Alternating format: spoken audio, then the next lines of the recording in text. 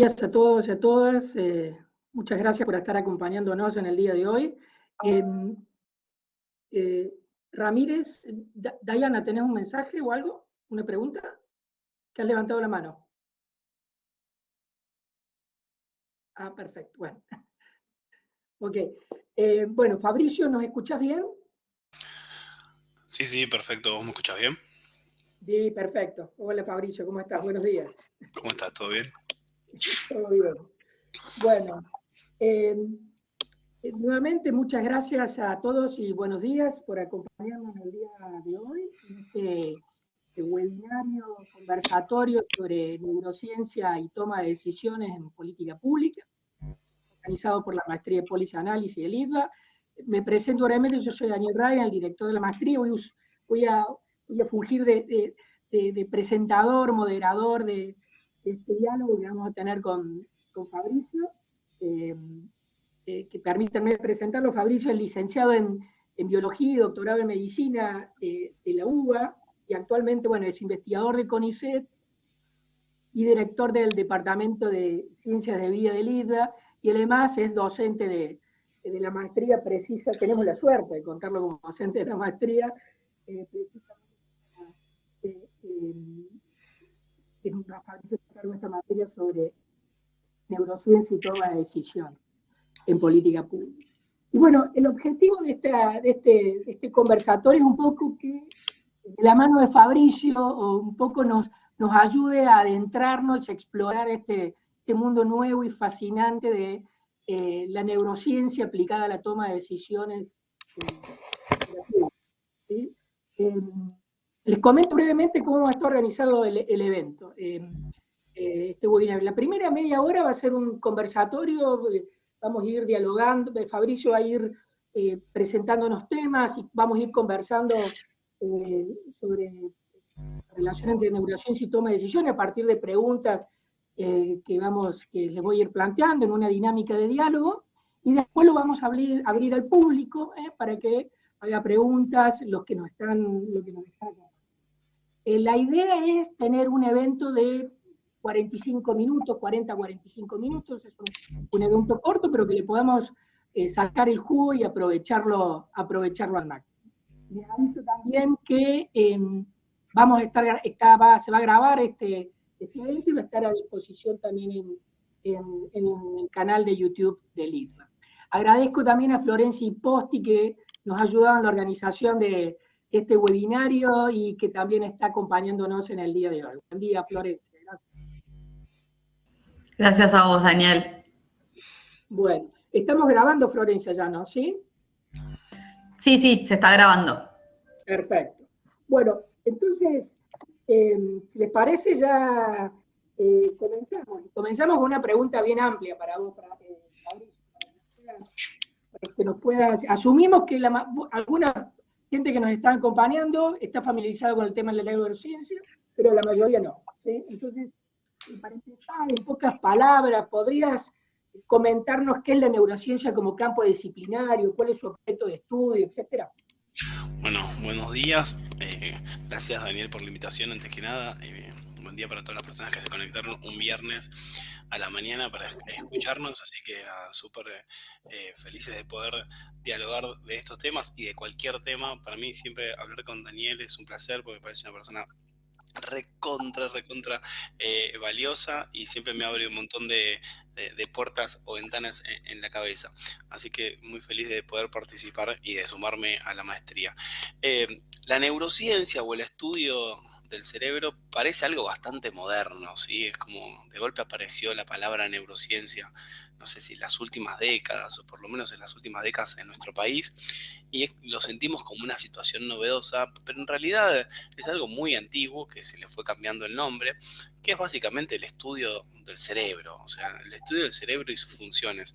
Podríamos empezar a hablar de la neurociencia en el antiguo Egipto, con las primeras trepanaciones, cuando se empezaron a dar cuenta de que en el cerebro se guardaba cierta información.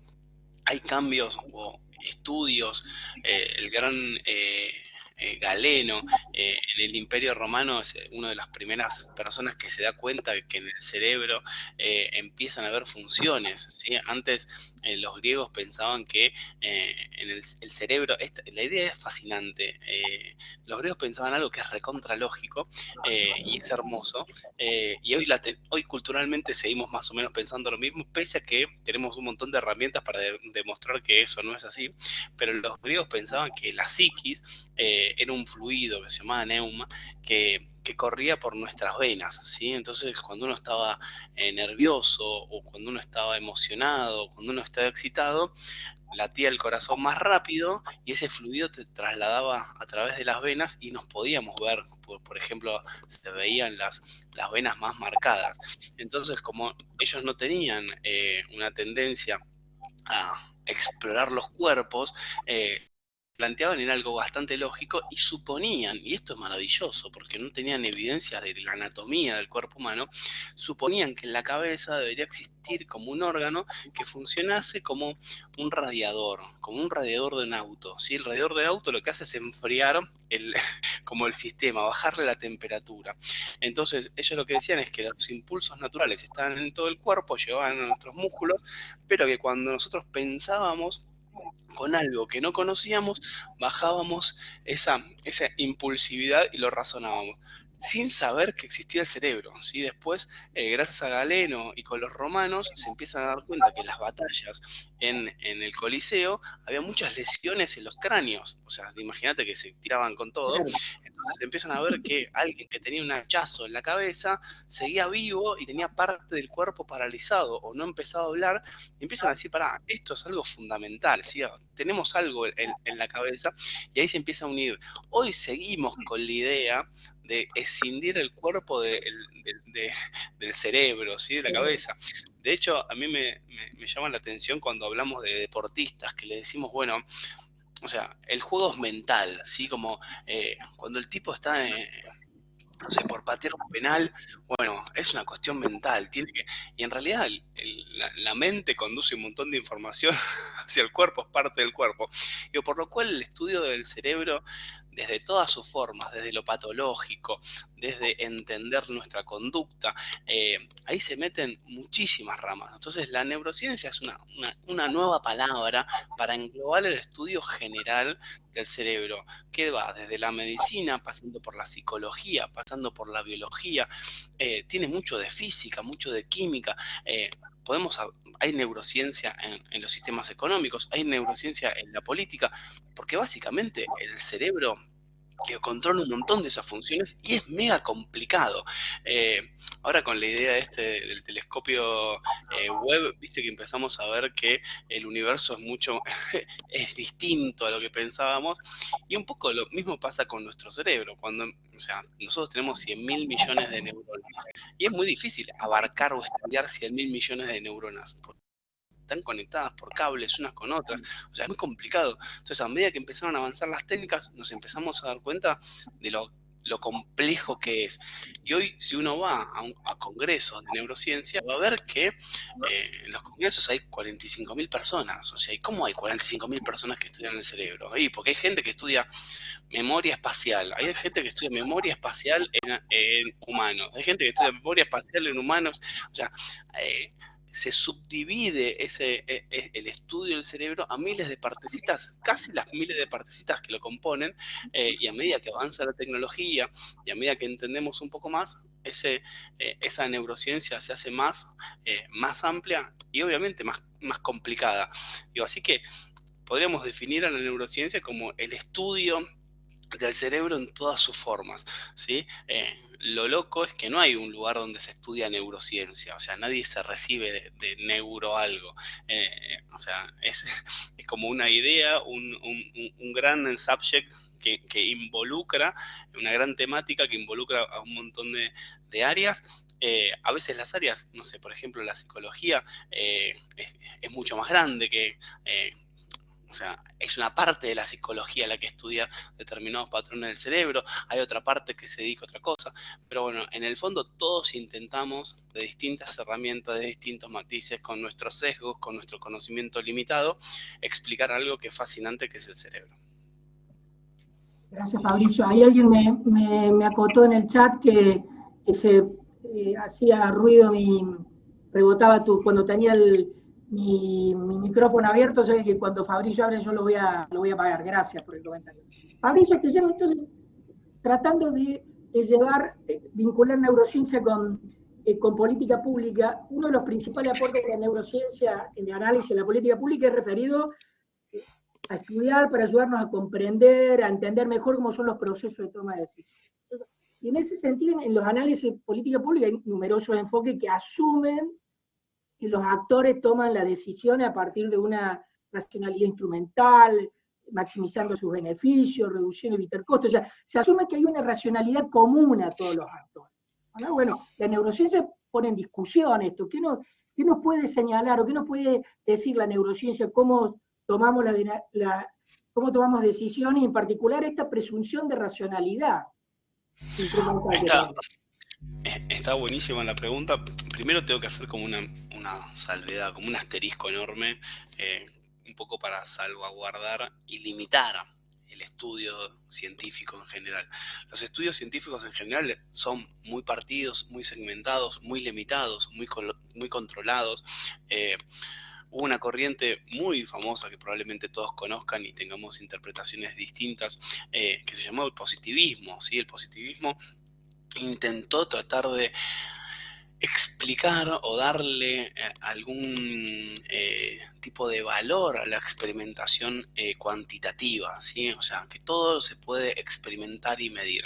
Y hoy sabemos que más allá de las cuestiones que uno puede intentar cuantificar o tratar de explicar o tratar de desarmar el problema en muchos pedacitos, uno puede encontrar una probable explicación dentro de un cuadrante muy pequeño, pero ese cuadrante no sabemos cómo interacciona con el resto de los cuadrantes, por lo cual, digo, cualquier explicación que dé cualquier área del conocimiento es una explicación súper válida, pero tenemos que reconocer que es muy limitada porque no sabemos mucho acerca de cómo esa interacción funciona en un enorme conglomerado de situaciones que suceden, y sobre todo porque los humanos, o sea, somos sujetos completamente complejos, con lo cual es absolutamente fascinante, pero por otro lado sumamente difícil de armar determinadas predicciones. Por lo cual, digo, todo lo que yo pueda explicar o decir, digo, tiene sus limitaciones metodológicas. Y a mí me pone ciertamente contento que lo tengan, porque eso significa que en vez de ser una limitación, es una posibilidad de crecimiento, ¿sí? O sea, es fascinante que nosotros tengamos como humanidad, como especie, la posibilidad de todo el tiempo hacernos preguntas y responderlas. Digo, quizás dentro de la coyuntura eso es algo molesto, porque decís, bueno, mi verdad es una verdad limitada, porque probablemente dentro de 5 años piense, realmente era así, pero eso hace girar la rueda del conocimiento, y nos hace extender la verdad, ¿sí? Nos hace correr la verdad.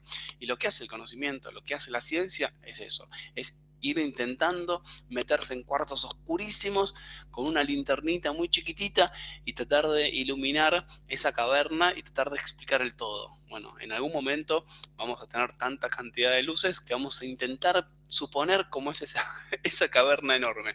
Así que dentro de esas limitaciones, el estudio de la toma de decisiones es un estudio recontra amplio y fascinante, y dentro del cual, digo, no podríamos explicar que el humano en una determinada situación le pasa tal o cual cosa, sino podemos dar determinados condimentos de los cuales nuestra especie u otras especies les pasan determinadas situaciones, quizás para poder entender, explicar, comprender o predecir determinados comportamientos. Una de las cosas que desde la psicología cognitiva, desde la psicología y desde la filosofía se empezó a sospechar, y hoy lo tenemos recontra confirmado, es que tenemos a lo largo de nuestra vida, en distintos momentos, distintos tipos de decisiones.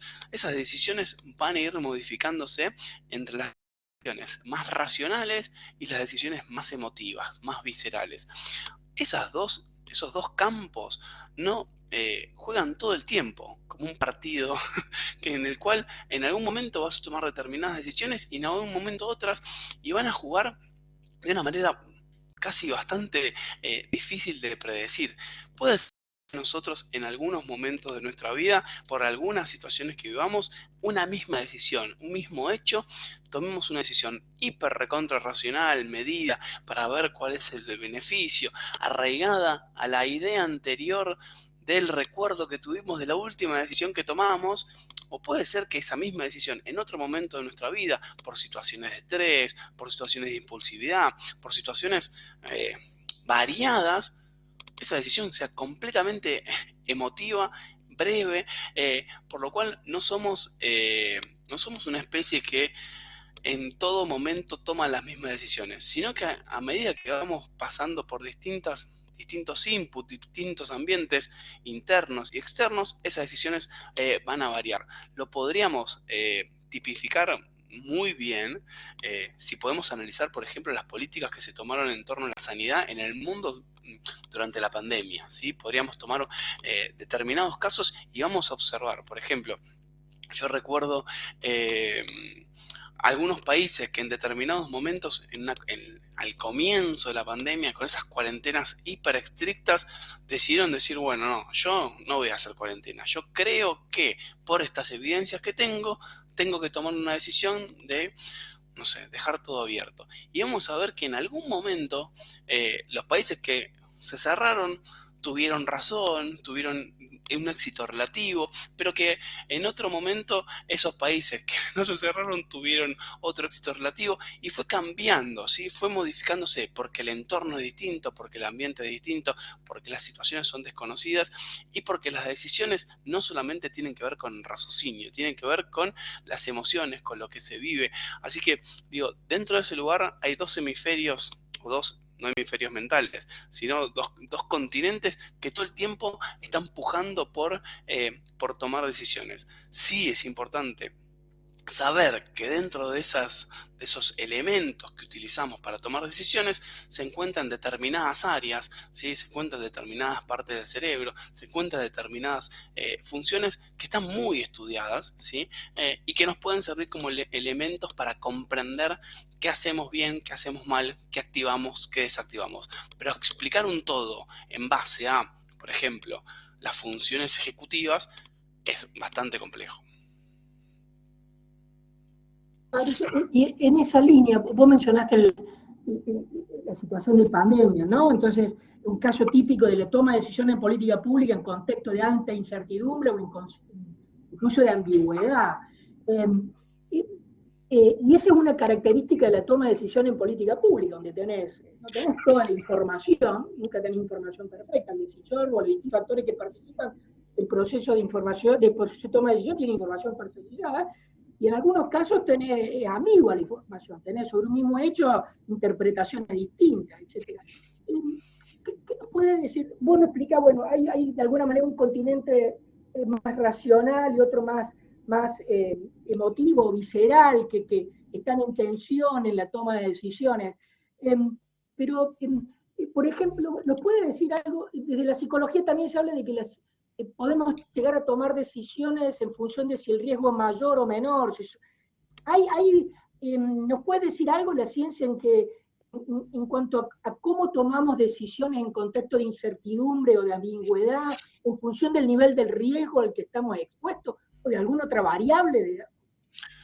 Sí, no quiero meterme en cosas extremadamente como técnicas, pero voy a hacer un par de como comentarios sobre la función del cerebro, ¿sí? Nuestro cerebro tiene si uno ve un cerebro, no sé si en algún momento uno se cruzó en algún trabajo práctico en el secundario con un cerebro de una vaca, o si fue al supermercado, lo que sea, cuando uno ve un cerebro parece que es todo igual, ¿sí? Es como tiene materia gris, materia blanca, pero no parece que está como subdividido.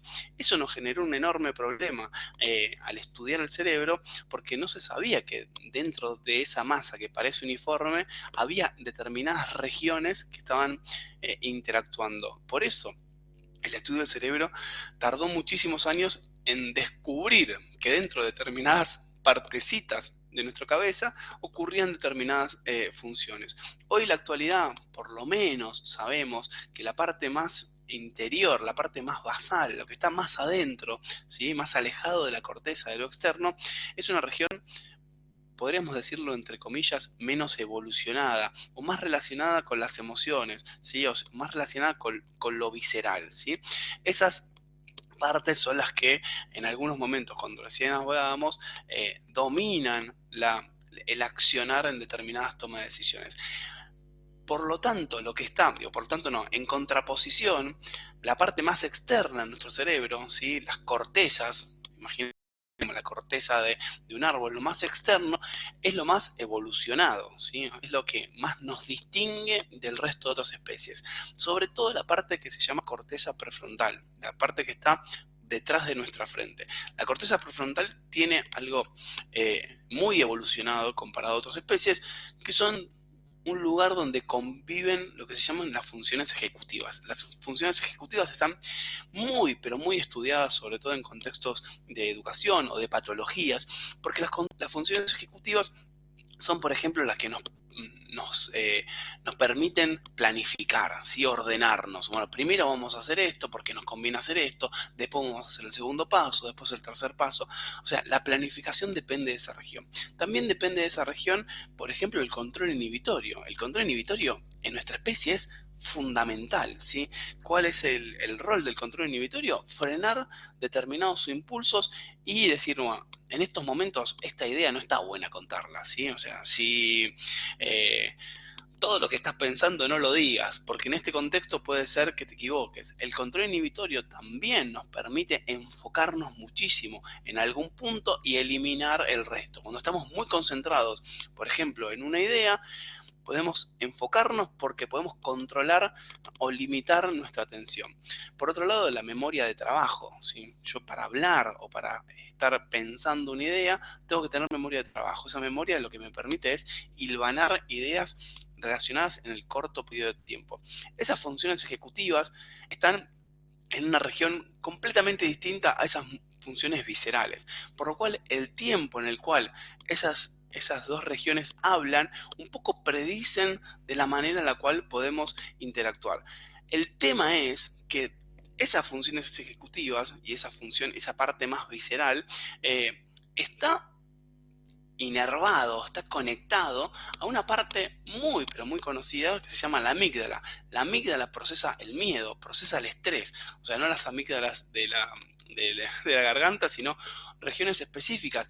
La amígdala proyecta a distintas regiones del cerebro. Entonces, cuando uno se encuentra en una situación de tensión, de estrés, de miedo, ¿sí? Esa amígdala va a proyectar a ambas regiones y va a condicionar el accionar de eso, ¿sí?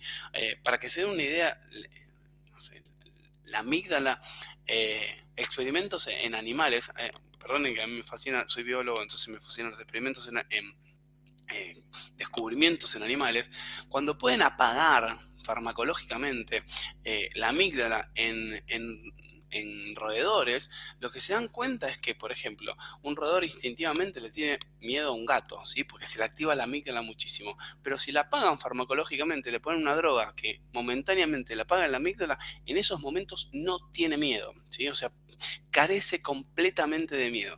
Por lo cual nos damos cuenta que si la toma de decisiones del ratón es escapar o no escapar y depende su vida, o sea, la proyección de esa amígdala es fundamental para tomar una decisión posterior. Digo, es un experimento muy simple, pero nos puede hacer reflexionar sobre la importancia de ese diálogo entre esas regiones. Yo me cuelgo a hablar y no paro, así que... No, está bien. Mira, te voy a mover un poquitito de tema, porque hay un par de temas que me gustaría conversar, plantearte y conocer tu opinión, y creo que son muy importantes para la política pública y que la neurociencia asumo que nos puede decir mucho sobre esto.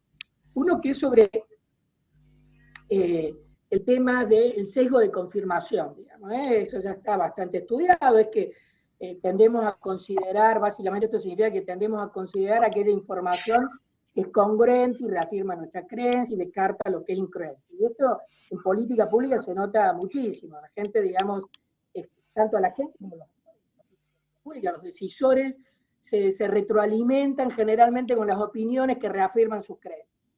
Entonces, ante ese contexto, ante esa realidad, ¿cuál es el rol del conocimiento, del aprendizaje, de la nueva evidencia? ¿No es posible superar ese sesgo de confirmación? ¿Bajo qué condiciones es más posible, es más factible que replanteemos posiciones, decisiones, creencias, a partir de nueva información, de nuevo conocimiento, de nueva evidencia? Está buenísima la pregunta. Sí, el sesgo de confirmación es algo que está pero muy estudiado en humanos, y lo que vos bien explicabas, o sea, lo que tendemos a hacer, aunque no querramos, ¿sí? O sea, esto es, o sea, venimos así de fábrica, digamos, le podemos poner la palabra que querramos, pero aunque hagamos muchísima fuerza, casi siempre tenemos un sesgo en el cual empezamos a juntarnos y a validar información que es congruente con nuestras ideas previas. Por lo cual, bueno, nos sucederá que seguimos determinados periodistas que, por ejemplo, nos hablan y nos dicen, che, tenés razón. Seguimos a determinadas cuentas de internet que nos dicen que tenés razón. Y eso también alimenta al algoritmo, ¿sí? O sea, ¿qué significa que alimenta al algoritmo? Lo que plantea la idea es que ¿por qué las redes sociales pueden predecir la actividad de los humanos y por qué hay muchas empresas que están interesadas en entender esto? Porque bueno, uno vierte un montón de información al sistema y uno es básicamente hiper predecible. Por lo cual ahí, digo, el sesgo de confirmación y la tecnología están casi de forma paralela trabajando. Esta pregunta que vos me planteás es una pregunta que a nivel mundial se intentó abordar desde distintos lugares para acercar esos dos puntos tan separados, ¿sí? O sea, podemos a través del conocimiento, podemos a través... ¿Me escuchan bien o hay mucho ruido de fondo? Sí, sí, sí. Ah, porque yo escucho mucho ruido de fondo. Okay. Digo, podemos... ¿Cómo podríamos hacer para encontrar estrategias que puedan unir ideas muy polarizadas? En el mundo se estudió, por ejemplo, sobre cambio climático, sobre temáticas muy controvertidas como, por ejemplo, las decisiones sobre el aborto, sobre eutanasia, sobre consumo de drogas. O sea, donde hay nueva información, ¿sí? Donde no hay nuevas evidencias y las sociedades se empiezan agrupar en ideas que, sobre todo con estos sesgos de confirmación, cada vez se hacen más fuertes. Dentro de las estrategias, una de las estrategias más claras es casi la que hacemos todos, la que suponemos que a priori podría funcionar, es mostrarle evidencias a esos dos grupos de que están equivocados, ¿sí? Evidencia científica. Por ejemplo, podríamos decir que si existe un grupo a favor del cambio climático y un grupo en contra del cambio climático, le vamos a llevar evidencia a los que están en contra del cambio climático para básicamente decirles que están equivocados, que los polos se están derritiendo, que la temperatura empieza a aumentar. Es casi una tendencia natural a convencer al otro, en el cual ciertos contenidos que uno supone que son objetivos pueden modificar o traccionar esa salida de ese núcleo de ideas. Bueno, en todos los estudios y en todas las publicaciones científicas, lo que se observa es que cuando los grupos están muy polarizados, o sea, están muy radicalizados, esos grupos con evidencia contraria, en vez de ablandar sus ideas, se hacen más radicalizados. O sea, tenemos una conducta a querer, por ejemplo, decir, no, yo tengo razón igual, ¿sí? O sea, por más que me muestres determinada evidencia, en vez de ser más flexibles, se vuelven más radicalizados. Sí, lo que pueden modular son las personas que se encuentran entre medio de esos dos lugares, o que no tienen la información necesaria, o que son más nuevas, o que no pudieron meterse en esos dos continentes tan polarizados, ¿sí? Lo que hicieron, por otro lado, en otros países, intentando encontrar otras estrategias, es, por ejemplo, pedirle a las personas que se pongan en el lugar del otro, aunque el otro sea mentalmente para ellos, no sé, una idea horrorosa, ¿sí? O sea, porque cuando están polarizados, el otro está equivocado, y si el otro está equivocado, es lo peor que le puede pasar a una sociedad. Entonces, digo, intentá ponerte en el lugar de la otra persona. no para cambiar de opinión, ¿sí? O sea, para entender cómo le funciona la cabeza, por qué llegaron a tomar esas decisiones. Y en esos momentos, en algunas temáticas, hay algunas evidencias que lo que muestran es una cierta modulación de esos pensamientos, ¿sí? O sea, este sesgo de confirmación, que hoy lo tenemos muy presente, sobre todo porque la gente expone mucho sus ideas. Antes, recordemos que hace, no sé, tan solo 150 años, uno tenía acceso a un grupo de personas. Las distancias eran otras, no había medios de comunicación. Entonces, el grupo de personas eran quizás, no sé, 20, 30 personas, ¿sí? Por lo cual, en la actualidad, uno al exponer sus ideas a una masa muy grande, vía redes sociales, vía las cadenas de WhatsApp, vía un montón de cosas, lo que hace es generar que esas ideas naveguen por todos lados y agruparse en determinados segmentos. Ese problema coyuntural hiper contemporáneo de la tecnología, bueno, en vistas a lo que conocemos, sabemos que la evidencia contraria no ayuda a que las personas cambien de opinión en esos grupos polarizados, y en algunos casos ponerse en el lugar de esas personas ayuda a la reflexión, ¿sí? No a que esas situaciones se modulen. Por eso es interesante pensar que en ciertas temáticas con información nueva, ¿sí? O sea, recordemos que lo que estamos hablando es sobre verdades que no están recontra masticadas. O sea, por ejemplo, si nos ponemos pues, toda la idea del pensamiento crítico, a veces entra como en un bucle y en un loop y te dicen, bueno, está buenísimo tener pensamiento crítico, pero bueno, pensamiento crítico es dudar sobre todo. Sí, dudar sobre todo, pero si vamos a dudar sobre, por ejemplo, sobre si la Tierra es plana o no, ¿está bueno dudar? Sí, está bueno dudar, pero esta duda hace 500 años ya se resolvió. Sería poco efectivo que gastemos tanta energía y tantos presupuestos y tanto tiempo en validar algo que ya está recontravalidado. Entonces, digo, ¿por qué existen ciertas verdades que ya la humanidad se puso de acuerdo? Bueno, esas verdades, bueno, por algo no se pusieron de acuerdo, porque hay miles y miles y miles de estudios de miles de personas de distintos países que analizaron exactamente lo mismo y llegaron a un acuerdo. Bueno, nuestra cultura funciona a partir de determinados acuerdos, y con cierta información nueva, lo importante es abordar esa información con cierto pensamiento crítico y cierta flexibilidad. Las personas que se encuentran por fuera de esos polos son las que pueden, a través de las nuevas evidencias, modular sus pensamientos. El resto de las personas, por más radicalizadas, o sea, cuanto más radicalizados que estés, más difícil es sacarlos. Y acá entro en un tema, perdón, que quiero cerrar con esta idea. Una de las cosas que más radicaliza a las personas, por ejemplo, está estudiado, tiene que ver con los videos de YouTube y los algoritmos que tienen por ejemplo, YouTube, ¿sí? O sea, cuando uno va a buscar un video de, no sé, se hace la pregunta, ¿la Tierra es plana o no es plana? Bueno, ve un video y al costado le van a aparecer un montón de videos que están relacionados a la misma pregunta, ¿sí? No hace una búsqueda, el algoritmo no hace una búsqueda que es variada. O sea, va a lo que vos pedís, y si vos estás pidiendo o querés confirmar que la Tierra es plana, te va a tirar ciertos videos. De hecho, las plataformas establecen, o de hecho hay muchos papers que plantean, que una persona que ve 5, 10, 20 videos de una misma temática está casi completamente convencida de esa idea y es muy difícil de sacarla. Por eso hay cierta responsabilidad de las plataformas y de mostrar los algoritmos para ver si esas ideas son tan, o sea, tener toda esa información nos suma o en realidad nos condiciona, ¿sí? Como especie en base a los conocimientos que tenemos. Clarísimo, Mauricio.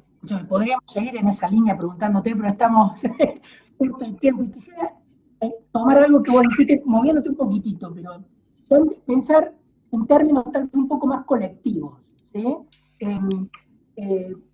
De cómo uno de los desafíos, digamos, de los estudios de política pública es cómo construir procesos de toma de decisión más cooperativos, avanzar hacia modelos de gobernanza más cooperativos, menos adversariales.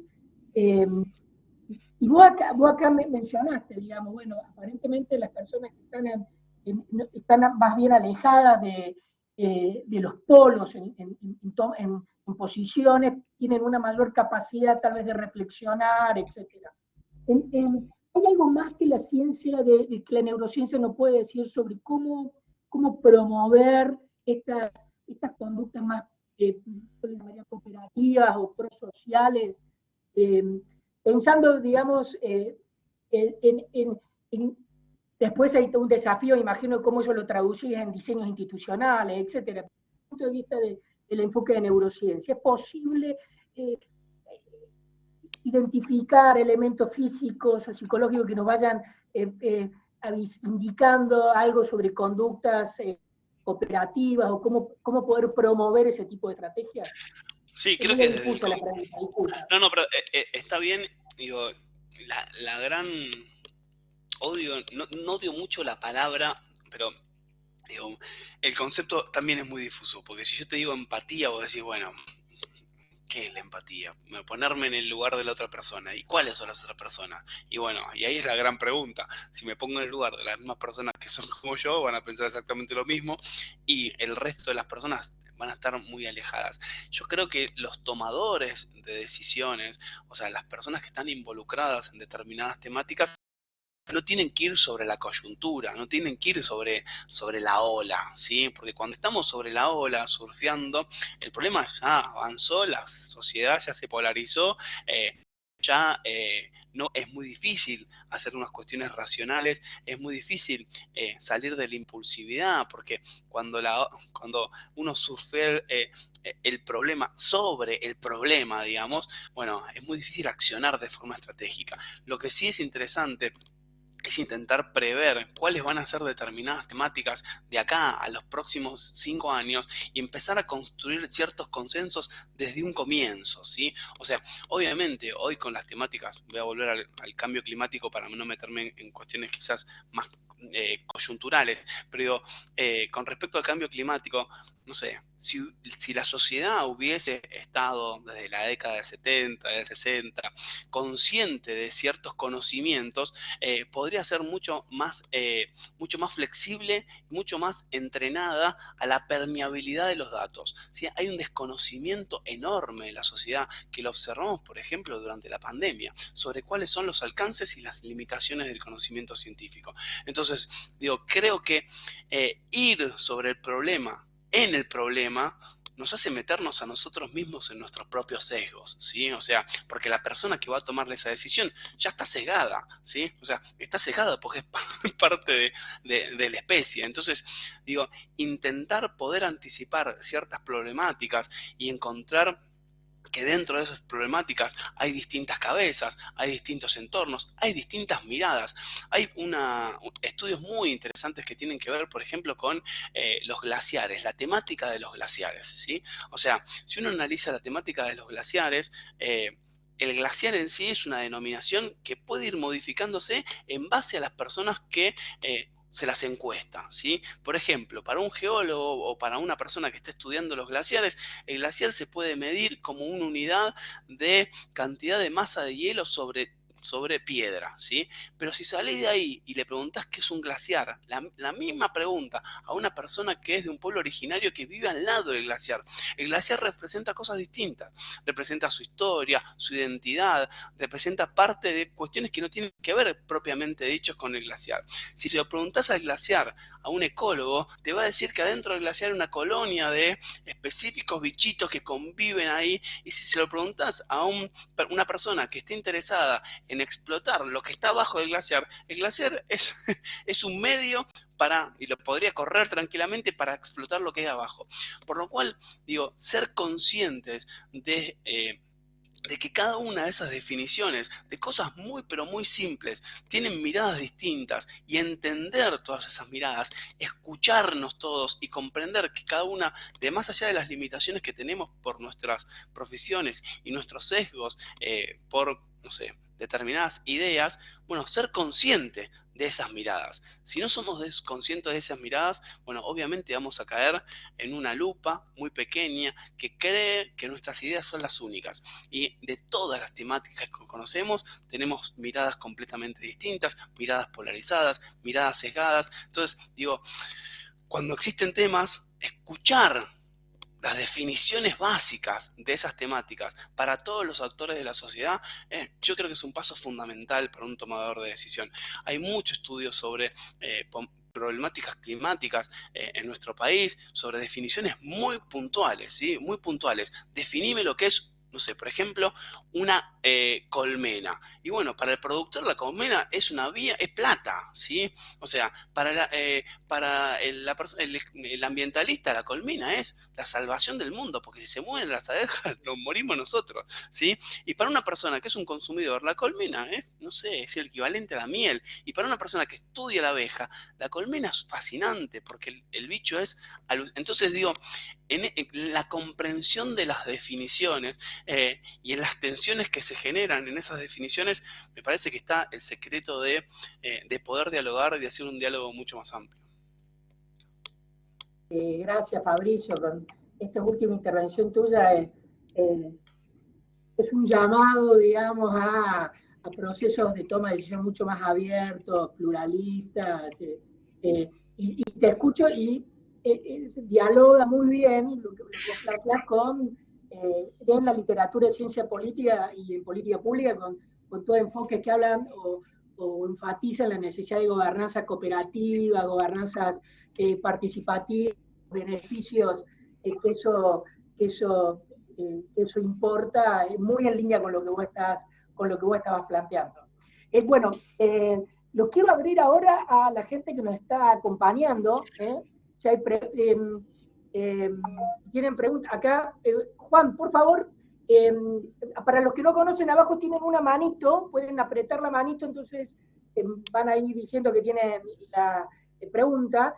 Les pido por favor que traten de ser breves en la pregunta, si podemos tomar muchas. Gracias, Juan, adelante. Gracias, Daniel, gracias, Fabricio, por la charla. Una cuestión que me quedé pensando mientras te iba escuchando, me acuerdo de haberlo escuchado a Evo Morales hablando del tema del cansancio en los tomadores de decisión, digo, y en la pandemia hemos visto, por ejemplo, en el caso de Alberto Fernández, cómo se le nota en el cuerpo el ejercicio de gobernar. Digo, ¿cómo estudia las neurociencias esto? Me parece que es como una pregunta interesante para consultarte. Y por otro lado, lo dejo por si queda tiempo, en esto del sesgo de confirmación y la polarización, esta cuestión de, a partir de lo sucedido en el intento de asesinato contra Cristina Kirchner, de toda esta cuestión, desde la propia imagen que surgió esa misma noche, de personas diciendo o armando teorías de que esto estaba armado, como en ese sentido de lo que estuviste aproximando recién, pero bueno, más que nada lo primero. Sí, absolutamente. O sea, el ejercicio de tomar decisiones es agotador, o sea, demanda una energía enorme, y todo esto que estábamos hablando de la colaboración, de ponerse en otro lugar, de construir esas miradas distintas, bueno, lo estoy haciendo en foco en una temática. Si hablé de una colmena o hablé de un glaciar, imagínense lo que es tomar decisiones que afectan a muchísimas personas en temáticas, no sé si más complejas, pero sí con miradas más diversas. Sí, y además creo que el factor determinante, el estrés, es muy agresivo sobre nuestros cuerpos. O sea, más allá de lo que uno puede exteriormente ver de las personas que están en esos lugares muy jerárquicos, bueno, el estrés afecta muchísimo a varias, a la cognición, ¿sí? Muchas de las cosas que a veces uno se pone a pensar es que saca a esos tomadores de decisiones como un humano, ¿sí? Más allá de que tenga un conjunto de personas enorme que lo pueda asesorar, que lo pueda ayudar, que lo pueda ir moviendo o ayudando. Digo, esas personas tienen, no sé, las mismas limitaciones por la especie que nosotros. O sea, el estrés, o sea, a mí me ponen un balde de hielo acá y tengo que meter la mano. Yo sé que el balde de hielo no me va a matar, pero mi cerebro va a disparar una cantidad enorme de cortisol y el cerebro está pensando que voy a perder el brazo. Entonces, digo, el estrés afecta, o sea, nuestro sistema por todos lados, pero afecta la toma de decisiones porque afecta la cognición, afecta la evocación de recuerdos. O sea, nos hace hacer un cuello de botella mucho más pequeño, digo, por lo cual el impacto sobre la salud es enorme. Y sí, y sobre la segunda temática, bueno, obviamente los fanatismos hacen ver cosas que realmente no es difícil de creer, y bueno, ahí entra mucho el tema del poder de la fake news y el poder del convencimiento y de la nulidad de los chequeos, y no sé, cómo la gente no sé, toma opinión a partir de información muy fragmentada. Bueno, es una realidad que estamos lamentablemente acostumbrados, y que las redes sociales nos impactan muchísimo, y los medios se alimentan de las redes sociales, así que sí, nos deberíamos tomar mucho más tiempo para informarnos, para tener otro pensamiento crítico, y a veces lamentablemente no lo tenemos. Gracias, Fabricio. Gracias, Juan. ¿Alguna otra pregunta? ¿Tenemos 5 minutitos más, Fabricio? ¿Sí? Sí. Perfecto, pues ya estamos en los 45 minutos que te habíamos comprometido. Bueno, pero si tenemos unos minutitos más, ¿alguna otra pregunta o comentario de la gente que nos está acompañando? Julia, adelante.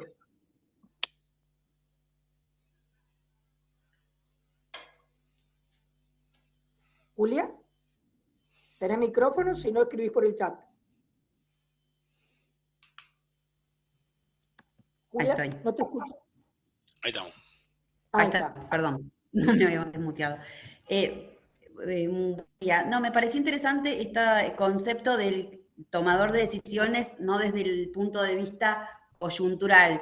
Y mi pregunta es, ¿cómo hace el político, ¿no? Porque es como que se mueve en la coyuntura, porque las decisiones que él toma son las que van a ser para votar, digamos. Vos ponías el ejemplo desde lo ambiental, por ejemplo, el riachuelo, ¿no? Bueno, sanear el riachuelo, ¿cuántos años va a llevar que esa persona no lo va a ver y él necesita que 4 años, que es lo que va a ser su mandato, pueda ser votado y que la solución esté? Entonces, por ahí prefiere hacer otra cosa que sea un resultado cortoplacista y no. Entonces, la pregunta es, ¿cómo hacer para tomar decisiones que no sean coyunturales? Vos decías un poco esto de, bueno, pensar cosas a largo plazo, pero después, y también está con el tema ambiental, digo, los actores, que son varios a la hora de tomar decisiones, y porque digo, si hay una inversión fuerte, y no sé. Sí, está buenísimo, Julia, de la intervención, porque me hizo pensar en muchas cosas distintas. Voy a arrancar por lo último. Obviamente las prioridades son recontra variadas y son válidas dentro de la prioridad, ¿sí? Por ejemplo, el otro día yo estaba dando, perdón que me extienda un minuto en contar algo, o sea, muy personal, digamos, pero creo que ayuda a la discusión. Yo estaba dando una charla en un congreso, una charla plenaria para muchas personas que estaban, por ejemplo, personas de la policía, psicólogos, una charla sobre adicciones, ¿sí? Y yo estaba contando, no sé, como biólogo, lo único que sé de una temática tan compleja es cómo funciona el sistema del circuito de la recompensa y cómo, o sea, algo de neurociencia básica, está metido dentro de 2 neuronas, de una sinapsis, ¿sí? Y en un momento conté, para hablar de nuevas estrategias sobre tratamientos, de nuevas estrategias muy modernas, conté un experimento trascendental de hace décadas, que es la caja de Skinner, ¿sí? Que es cómo se le enseña a una rata, o cómo hay un modelo en animales de condicionamiento para generar una adicción en animales, ¿sí? Y encontrar un modelo animal para un estudio de una patología es fundamental. La única pregunta que hubo en el Congreso, después lo cortaron por esa pregunta, pero fue si en el 2022 estaba bien estudiar sobre animales, ¿sí? O sea, si estaba bien, y la pregunta está buenísima, ¿sí? Y ahí son las prioridades que le podemos dar. Por ejemplo, yo conté que hace poco yo leí un paper de la revista Science donde muestran que hay hay una enfermedad que da ceguera, ¿sí? Que en la actualidad solamente en Irán y en la India hay 30 millones de personas ciegas por esa patología. ¿Es reversible? Sí, con una operación que es muy cara, con un lente que sale miles y miles de dólares, por lo cual la gente de la India y de Irán no puede, se queda ciega por no tener acceso a esas operaciones. Este grupo que era de esos países, un conglomerado de científicos de ambos países, logró tener un lente muy barato a partir de colágeno de cerdo, ¿sí? Que sale 50 centavos, lo cual le podría revertir la patología a 40 millones de personas en ese lugar. O sea, dejarían de ser ciegas por esta innovación tecnológica. Para mí, desde el lado de la bioingeniería y de la tecnología, es algo alucinante, ¿sí? Y yo cuando lo escribí desde mi sesgo científico, mucha gente salió a decir, bueno, pero ¿te parece bien que usen colágeno de cerdo? Bueno, para la persona que está ciega, ¿sí? O para la familia, a mí hay mucha gente que comentaba, estoy muy feliz porque yo tengo esta patología y voy hacia ese lugar. Bueno, para un montón de gente, la prioridad, o sea, son ellos, ¿sí? Para personas que quizás son más jóvenes y quizás no se enfrentaron a determinados riesgos, a determinadas enfermedades, bueno, la prioridad pueden ser otras cosas. Entonces, digo, obviamente hay algo mucho más complejo que es a qué le asignamos prioridad, ¿sí? El tema es conocer esos dos puntos de vista. Por lo menos, si uno va a asignar una prioridad para un lado o para el otro, tratar de explicar, por ejemplo, que vivimos en una época antropocentrismo que tiene sus limitaciones, que es una cagada para unas cosas y genial para otras, y que hace 100 años, o sea, yo ya estaría muerto, ¿sí? La esperanza de vida eran 36 años. Entonces, digo, tenemos que ver cuáles son las prioridades que le asigna uno para determinados momentos de la vida. ¿Qué está bien y qué está mal? No lo sé. Son las prioridades que asignamos nosotros. Por lo cual entiendo esa enorme dificultad. Y por otro lado, la primera pregunta que para mí me parece hiper recontra interesante, es decir, cómo puedo no estar encima de esos problemas? Lo más mágico de todo es que de todas esas temáticas hay gente que está investigando en el mundo, de todas las temáticas no coyunturales, ¿sí? Hay información por todos lados, o sea, hay gente que investiga un montonazo de temas. Entonces, cuando a veces pensamos en el valor del conocimiento, el valor del conocimiento está ahí, ¿sí? Porque, por ejemplo, en una pandemia el mundo pudo sacar miles y miles de vacunas porque ya venía con 15 años de investigación previa. Entonces, tenemos que tener conciencia que tenemos décadas de investigación previa de miles y miles de temáticas. El tema es no creer o no ir a buscar esa información previa. Obviamente, si vamos a hablar de un tema puntual y me pongo a intentar resolverlo, bueno, che, ¿qué se sabe de este tema? Y vas a encontrar que hay bibliografía por todos lados. No estamos acostumbrados a construir respuestas o construir consensos o a ir a buscar información en base a la investigación científica en cualquier ámbito, la investigación científica o la investigación en general desde de distintos lugares. Información hay y sobra. Lo que no hay es gente que tenga ganas de bucear e ir a buscar esa información. Gracias, Fabricio. Gracias, Julia. Tengo dos comentarios, dos preguntas en el chat. Paso las dos, Fabricio, y si podés tomarlas. Una es Violeta, lo leo. Gracias, Violeta. Yo no tengo el micrófono bien, si se puede. Quisiera consultar sobre cómo afecta el contexto en las decisiones que toman las personas sobre ciertos temas. Es decir, acomodarse a lo que los otros opinan sobre un tema, aunque no estén convencidos, y cómo se puede intentar superar eso. Es algo así como el dejarte llevar por la manada, por el grupo. Entiendo que parece la pregunta de Violeta. Te planteo la otra pregunta, que es distinta, pero para que manejes los tiempos vos, Fabricio. La otra pregunta es de Ignacio, ya más puntual, sobre los principales modelos de estudios en animales sobre toma de decisiones, y hasta qué punto pueden ser extrapolables sus resultados a seres humanos. Están buenísimas las dos preguntas, así que gracias, porque son súper interesantes. A lo de Violeta, creo que todas las respuestas de casi todo están en el sistema educativo, ¿sí? O sea, todo lo que tenemos que sembrar, o sea, todo está en el sistema educativo, sobre todo en la primaria, en la secundaria, en la universidad. Creo que cualquier ejercicio en el cual podamos generarle a los alumnos, a las próximas generaciones, la importancia de la pregunta, la importancia de la duda, nos va a generar cierta curiosidad específica.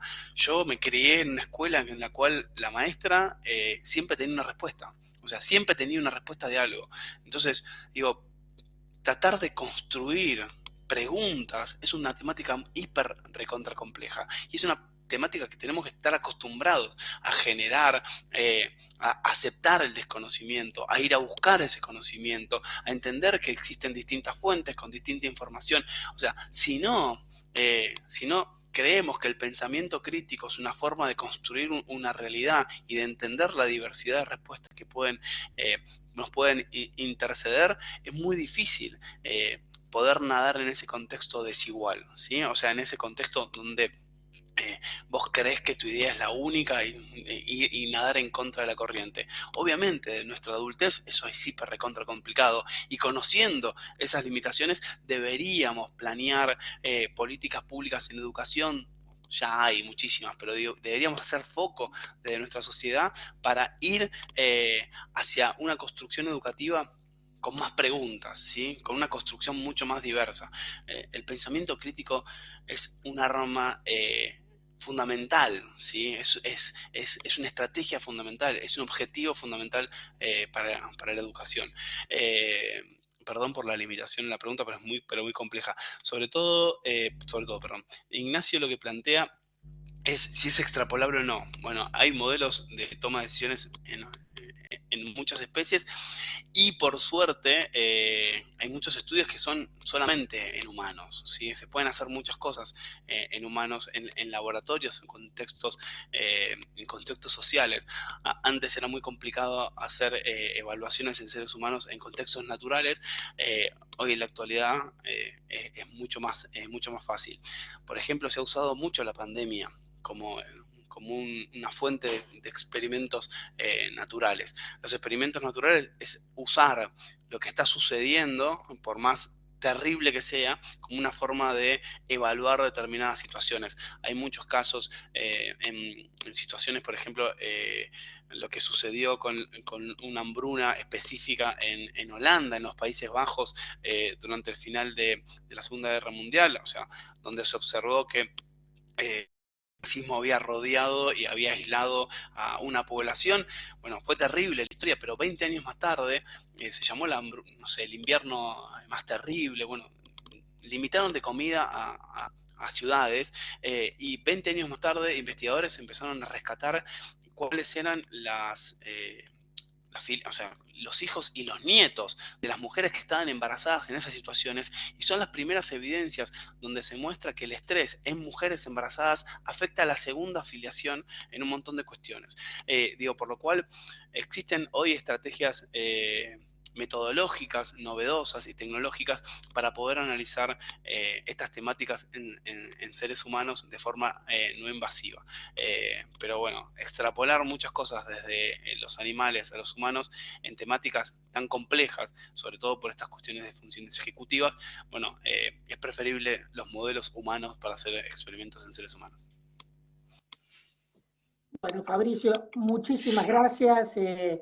Se nos ha extendido un poquito más de lo que habíamos pensado, pero creo que estaba súper justificada y el tiempo por lo interesante que han sido las preguntas y los intercambios que ha habido. Fabricio, te agradezco muchísimo tu disponibilidad para conversar estos temas. Le agradezco a todos los que nos han estado acompañando, ¿sí?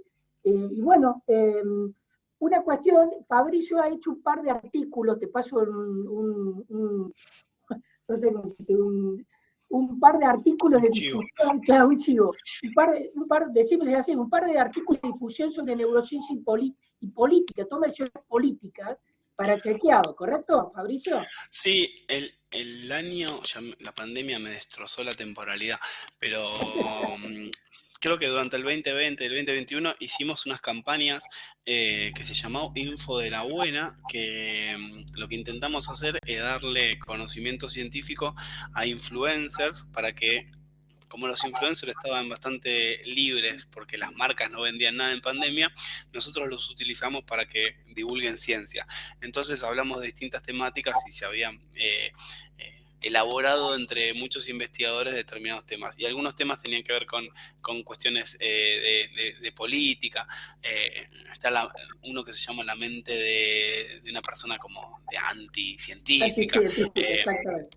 Hay otro que es fisiología de la toma de las políticas públicas, cosas así que intentan desde distintos lugares, con distintas personas, elaborar algún contenido de divulgación de esos temas.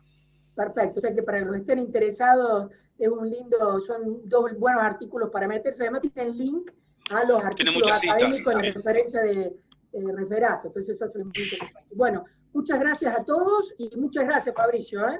Tenemos que volver a repetirlo alguna otra vez. Bueno, gracias a todos los que se conectaron. Chau, chau. Un abrazo. Chao, hasta luego. Saludos.